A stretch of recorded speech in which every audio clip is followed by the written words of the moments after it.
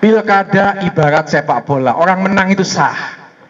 Tapi kalau menangnya karena kecurangan, menangnya karena menggunakan kekuatan ASN, karena dia sendiri tidak bisa nyalon terus kesayangannya dicalonkan, tapi yang terlibat masifnya dia, maka ini harus dinilai bagian dari sebuah kejahatan di dalam pilkada ini. Maka kita minta harus ada diskualifikasi.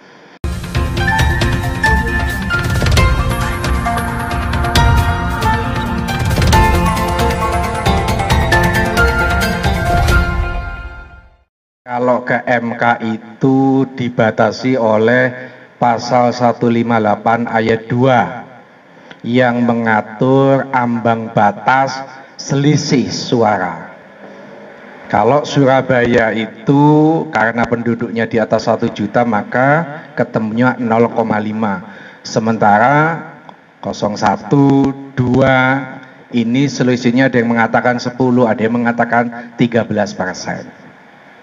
Saya selalu berpendapat kemana-mana bahwa MK paradigmanya sudah berubah. Sekali lagi, MK paradigmanya berubah. Berubahnya pun saya ikut andil karena setiap pilkada selalu menggugat. Dan saya tidak mau tahu terkait dengan soal selisih. MK bukan mahkamah kalkulator, tapi MK ini mengadili selama proses pilkada, apakah di situ ada kecenderungan pelanggaran yang terstruktur, sistematis, dan masif. Nah, kalau ini sudah tergambarkan, maka ya tidak perlu mau ngomong soal, oh ini tidak mungkin, di TPS ini kita kalah, TPS itu kalah. Enggak, jangan bicara soal. Nanti saya akan jelaskan, saya gambarkan mulai awal bagaimana pertarungan ono hakim, mulai guyu aku ono hakim.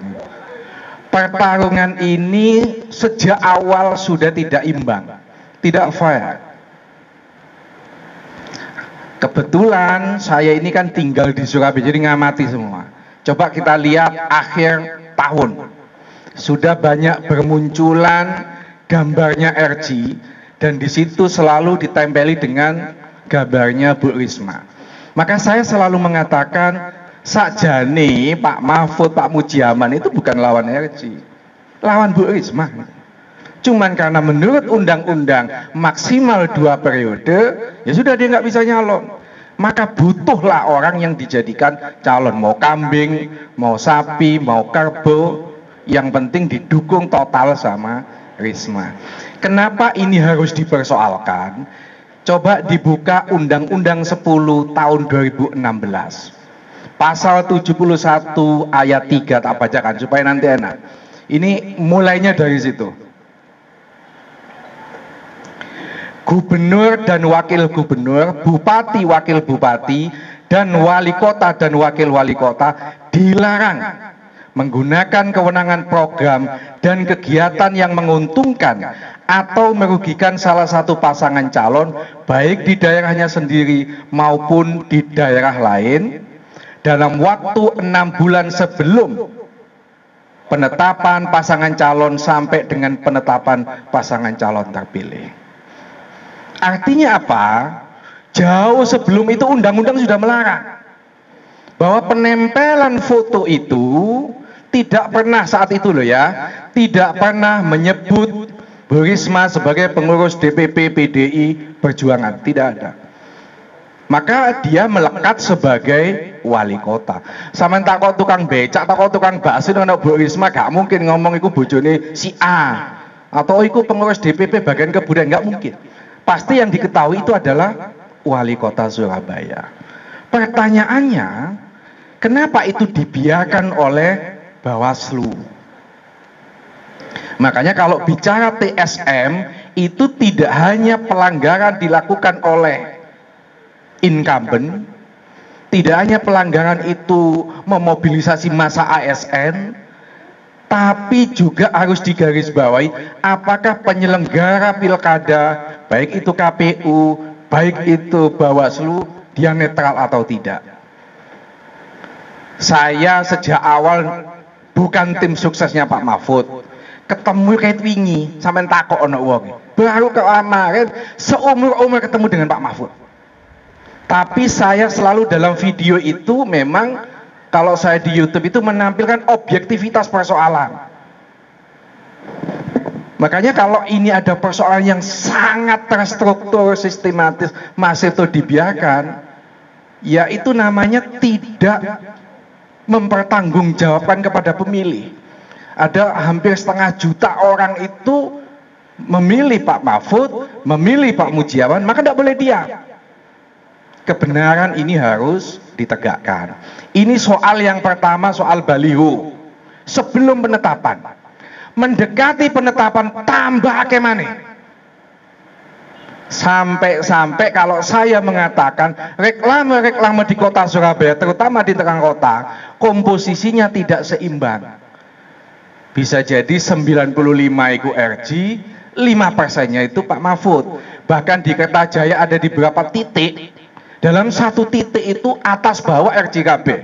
Itu kalau dihitung pembiayaan, entah berapa puluh miliar. Tetapi persoalannya bukan itu, kalau itu uangnya sendiri sah. Mau dikekno tukang judi, mau dikekno tukang bakso, monggo. Tapi ada peraturan daerah nomor 5 tahun 2019. Pasal 22 mewajibkan reklame memasang nomor handphone, tujuannya kalau ambruk itu bisa dihubungi siapa sing tanggung jawab. Yang kedua, menuliskan masa izin berlaku. Sampeyan lihat di seluruh Surabaya, bedakan 2 tahun yang lalu dengan sekarang.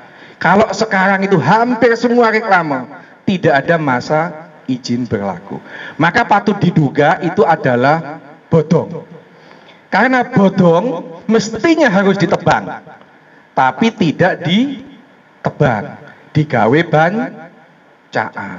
Yaitu bagi saya itu adalah tindakan seorang wali kota yang mana posisi reklame yang mestinya secara hukum harus ditebang, enggak.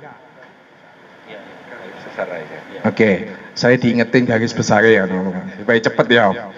Yang ketiga, ini terkait keterlibatan ASN. Saya tidak akan menyebut si A si B-nya, tapi kita punya bukti video, kita punya bukti rekaman, ada ASN yang diorganisir untuk memenangkan pasangan RG. Ono sing diseneni gara-gara di daerahnya itu lebih banyak balihonya Pak Mahfud. Ini jelas terstruktur. Yang selanjutnya adalah video. Video Bu Risma, kebetulan saya sendiri yang melaporkan kepada Bawaslu. Bagi saya, Bu Risma itu boleh berkampanye dan itu dibenarkan oleh undang-undang, tetapi harus ada izin. Satu. Yang kedua, tidak boleh menggunakan fasilitas pemerintah, tidak boleh dia mendompleng kegiatan Pemkot Surabaya. Dalam kasus yang disebar di medsos itu patut diduga bahwa itu adalah kegiatannya Pemkot ditumpangi untuk arahan pemenangan RG. Yo wis tak laporno. Maksud saya panggilan wali kota itu. Anu mas, sudah dipanggil, tidak mau datang. Nek nggak mau datang, kamu datang itu ke Pemkot.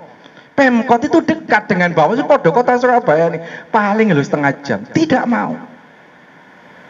Artinya kayak ada kesengajaan, ya sudahlah, yang penting ada laporan, kita tidak. Padahal menurut undang-undang Bawaslu itu punya kewenangan, tanpa ada laporan dia berhak.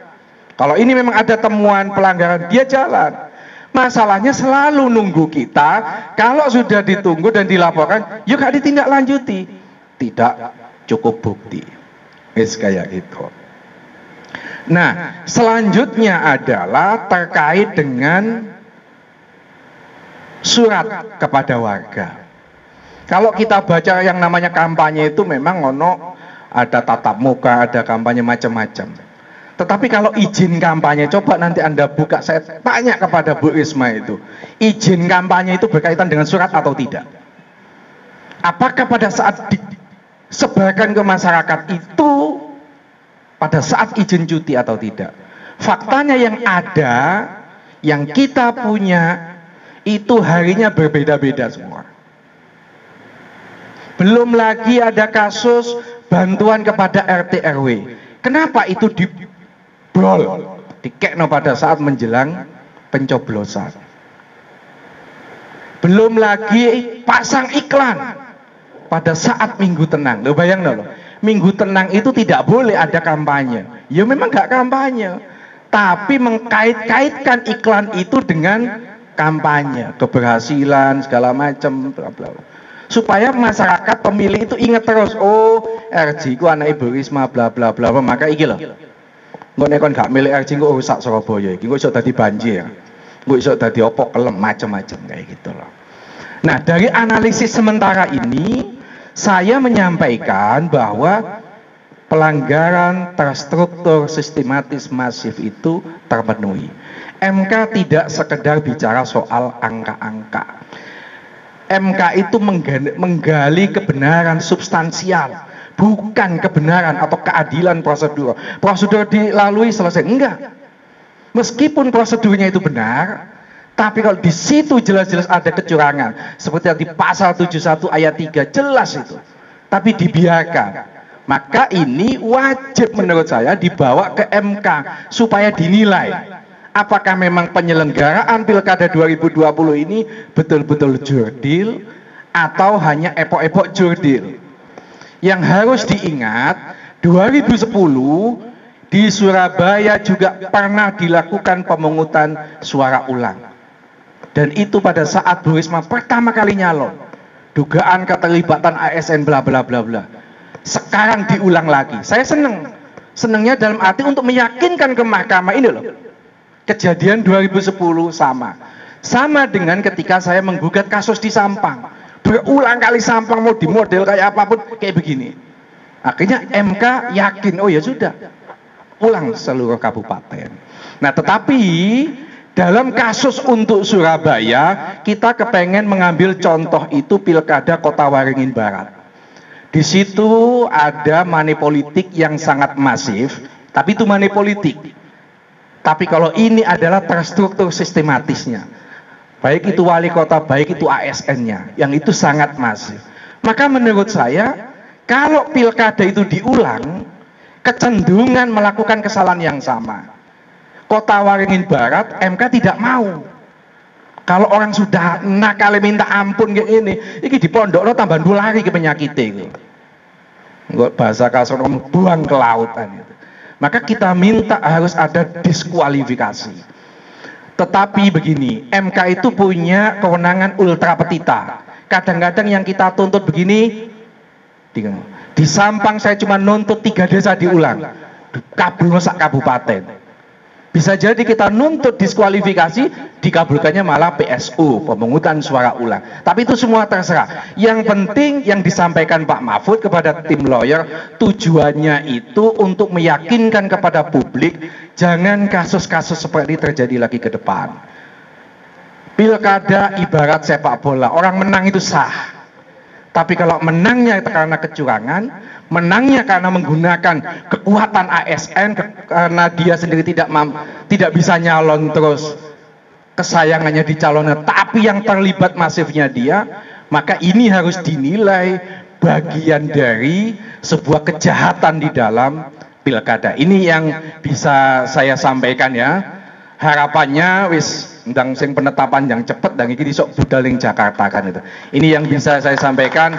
Semoga niat baik Pak Mahfud, Pak Mujiaman ini mendapatkan ridho dari Allah. Kebenaran bisa kita buka, kebenaran ini bisa kita tegakkan di peradilan Mahkamah Konstitusi. Akan dilanjutkan oleh Mas Donald Faris, ini adalah mantan ICW, jadi sering mlebu TV. Ini sudah klop ini. Jakarta, Surabaya podo biasa nang MKI kan itu.